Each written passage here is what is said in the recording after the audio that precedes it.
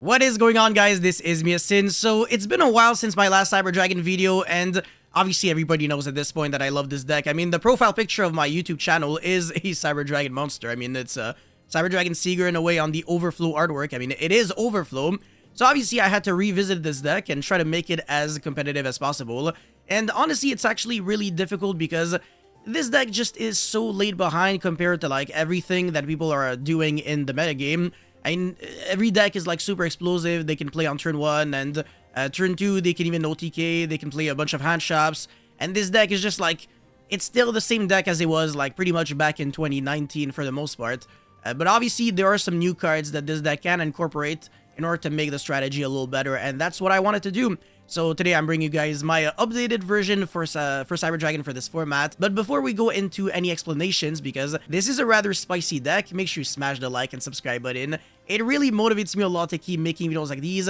And yo guys, it's been a while also since my last Cyber Dragon live stream, so if this video can get to 1,000 likes, I will be making a stream on this deck. And now let's get right into it. Alright, so for the Cyber Dragon monsters, I'm not trying to play Galaxy Soldier because I want my Cyber Dragon cards to be as minimalistic as possible. I don't want to maybe like draw Galaxy Soldier and no light monsters, for example, because unless you have like Hertz and Core, Galaxy Soldier is a brick. And also Galaxy Soldier forces you to play Cyber Repair Plant, which is not really a good card in this deck. Yeah, it really could be better, honestly. Cyber Emergency is far superior, so yeah, I was always breaking on Galaxy Soldier and Repair Plant when I was drawing bad hands in Cyber Dragon. And it was not fun, and also in a world where Droll exists, you're not really trying to play into that card. Now, the beauty about this build is that you're getting a lot of searches on your draw phase, which could actually mitigate the impact of Droll and Logbird against you, and also affect Veiler because you're also summoning the Hugin on your opponent's turn, because at this point you've already realized it, I am playing the Runic Engine. Now, regardless of which deck you're incorporating the Runic Engine it's always going to be 17 cards. So obviously it's a massive engine. 3 Runic Tip as well as 3 Freezing Curses. Runic Tip is the Searcher, Freezing Curses is the Negate. These are the 2 best. And then we've got the Flashing Fire, which destroys a special summon monster upon controls. Obviously this does nothing against decks like Flunderies, which would be this deck's worst nightmare. And then this card is insane. Runic Destruction destroys a spell or trap card your opponent controls, and then banishes the top 4. Which is very good against back row decks, which are a bad matchup for Cyber Dragon. Unfortunately, Labyrinth is pretty rough. And then Runic Slumber, which is also not too bad. Probably the worst one out of all of them, because it doesn't really do anything to hurt your opponent. But it's still not too bad. And then 2 Runic Fountain, of course, because who's gonna say no to free draw 3 pretty much every single turn? I mean, it's insane. Sometimes you could like afford to not kill your opponent, just like keep decking your opponent out, and eventually you're gonna have your shot after a few turns where you can straight up go for game. But either way, like even if you're not trying to go for an OTK, Cyber Dragon has a bunch of resources at its disposal in order to stabilize a very good game plan and actually just win. Sometimes even without the Runic cards, and sometimes even without the OTK, because you can actually do some very nasty things in this deck. And one of those nasty things right here is a Clockwork Knight. So all of the monsters on the field becomes machine monsters, which is pretty much like a proactive version of DNA Surgery. And that makes it so that every board can always be taken care of with Chimera Tech Fortress Dragon. So Clockwork Knight is extremely good here. And also, it's not too bad to discard, because if you have to discard it for your Hugin, for example, to search your Runic Fountain, you can banish it from the graveyard and then search an Earth Machine from your deck to your hand, and then discard 1 card. Now again, you wouldn't mind discarding the Hertz, which is the reason why it's a 3 of in this particular build. Usually, I would only play 2 copies of Cyber Dragon Hertz in my deck list, but this one, I guess, is a little different because discarding is pretty much like the key of this deck. And the Clockwork Knight, of course, being able to search the Regulus and then equip back the Hertz. And then when it falls off, you get to search another Cyber Dragon or recycle back, like a good Cyber Dragon from the graveyard to the hand, which is also very nice recursion as well. So yeah, Regulus is just pretty cool. It would have been nice if Clockwork Knight could also recycle back an Earth Machine from the graveyard to the hand instead of just searching from deck to hand. So Regulus is kind of just like a 1 usage only. In theory, you could actually loop it if you play the Theron Field spell, but it would clash with a Runic Fountain, and that's what I didn't really like. So I want to say this lineup is, for the most part, really good. And either way, you don't really want to discard a Clockwork Knight. You want to activate it in order to just contact fuse using everything. And also, post game 1, what you could do is side in Rivalry of the Warlords, and then it it acts the same way as Rivalry Zombie World. So, in other words, all of your opponent's monsters become machine, but if your opponent isn't playing a machine deck, then he can't summon any monster, actually. So yeah, that's really disgusting. Anyways, there is another engine that I wanted to cover in this profile, of course, which is the Horus engine. Now, at this point, all you guys are familiar with it, but this deck does a lot for, this engine does a lot for this deck, because with 3 Mseti, 1 Happy, and 1 Pharaonic Sarcophagus, you're playing a very good ratio of good to bad cards, and what these cards allow you to do is, well, first of all, dig deeper into your deck with the Zombie Vampire. This card could be milling, I don't know, Hurts and Core, and then you recycle back one of them, or you can revive back an opponent's monster, or you can mail some runic spells, or you can straight up go into Dingirsu. And the crazy thing about Dingirsu, what I really find broken about it, I actually think it's way better than Cyber Dragon Infinity in this deck, because you can revive it back since it has a 2100 defense, so next turn is a target. And once you summon it, you don't have to like Xyz summon or worry about anything else. It's just like it sends any card your opponent controls to the graveyard whenever it's special summoned, or it attaches a banished machine monster to it. So that's also very nice at giving you pretty much infinite recursion. So yeah, this card's actually kind of cracked when you think about it.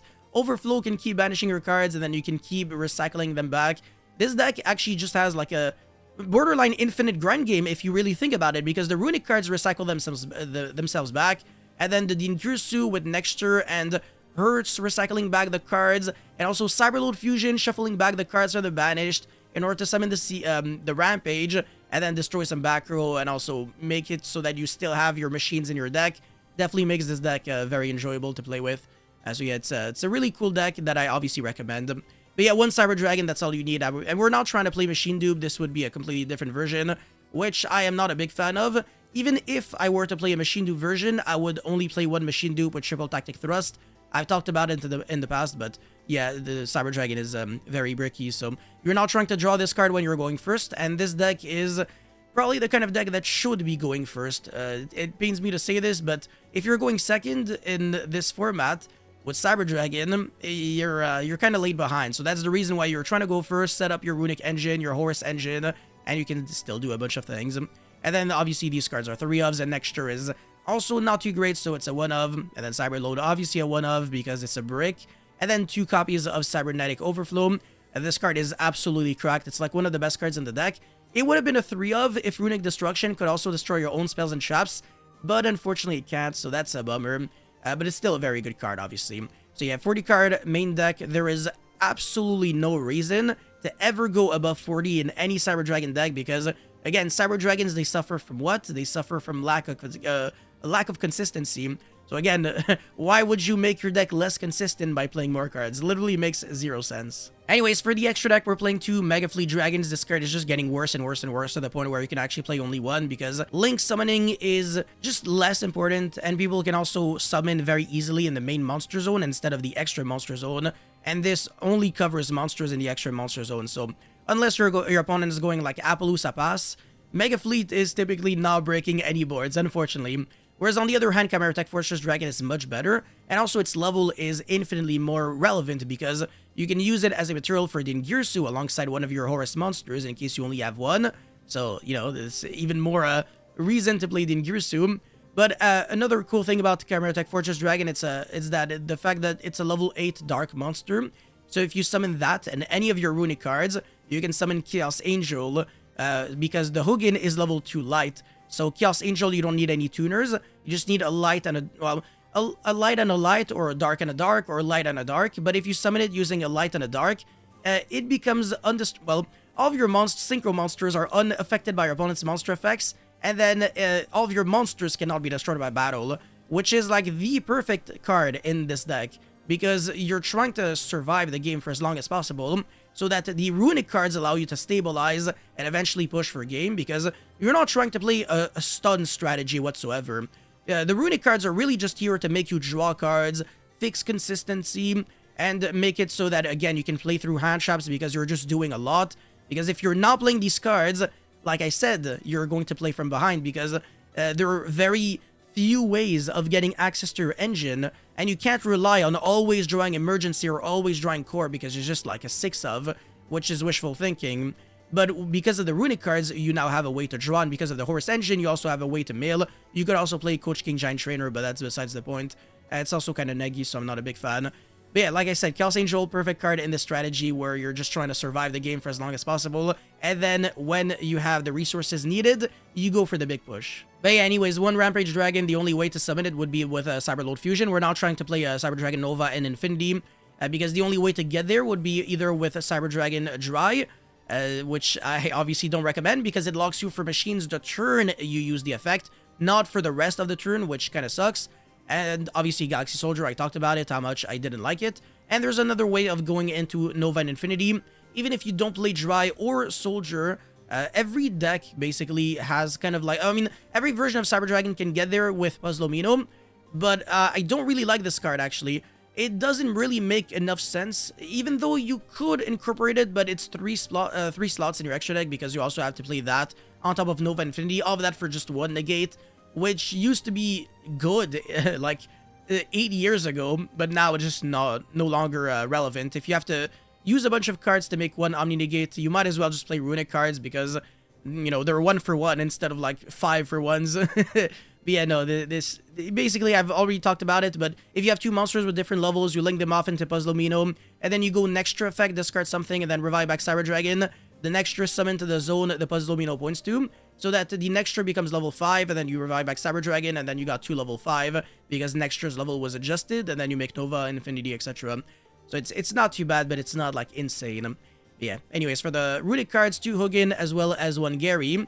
This is just like the bare minimum for the package, as well as 1 Typhon. You can't really play Zeus because you're always passing your battle phase, and then 1 of the Zombie Vampire as well as the Ngirsu. Again, a lot of options for the rank 8 of choice, but this one I guess is a decent one because it's a consistency card. And then Chaos Angel, SP Little Knight, which is another very good card in Runic-based strategies. You're freeing up your extra monster zone when this card comes back, and then you can start using your Runic cards to summon your Hugin and Gary again. And then finally, Cyber Dragon Seeger, of course, because Seeger and Rampage is 12,600 damage, because your Rampage has 60... It inflicts 6,300 damage, but then it attacks... it doubles its attack thanks to Seeger, because it's 2,100 multiplied by 3 because it can attack thrice, and then at double damage. And finally, Salman Great Almirage, just for fun, because sometimes you want to link off the core and do some things. And by doing some things, I mean like using the effect of Regulus in order to place it back in the Spell and Trap zone, and then you have your Omni Negate. So honestly, the Almirage is really just for that. It's not because of Repair Plant or anything like that, no. But also sometimes you want your cards to hit the graveyard so that the overflow can be of more relevance. And I couldn't really play Link Creep or Relinquished Anima over because the core could not be used at this point, so I would have like some situations where I would not be able to do much of anything. But yeah, that's it for the main deck and the extra deck. Now for the idea section, this is the kind of deck that could play Nibiru, so consider it in the side deck, and then Pancratops as well. Etrum Machina Carnord. It's a level 10 light machine, so it's searchable by emergency because it cannot be normal summoned. And also, it has an inherent ability to summon itself if your opponent used any monster effect from the hand or grave at any point during the duel. So it's very easy to trigger, but it's a level 10 that doesn't really do much of anything. I am not a big fan. And then this card right here in the trap version is not too bad. Inspector Border, kind of irrelevant in this version. Already talked about these cards. Heatwave, not really good in the Runic version either, because you're always skipping your battle phase, or you're not even capitalizing. But if you're playing the OTK version, Heatwave is really good. You go first, you activate this card, and then your opponent has to pass, and then you just kill next turn. Forbidden Droplet, not too bad. And then the Theron Field Spell, Lina, Evenly, Ice Dragon's Prison, Trap Trick, Weight Bridge, as well as Rivalry of the Warlords. More cards that are very good in the trap version, except for Evenly, obviously. I mean, it's a trap card, but it's not good in trap decks necessarily. It's good in anything. But yeah, that's it for this video, guys. Thank you so much for watching. Don't forget to like and subscribe. And again, Cyber Dragon best deck, you already know it.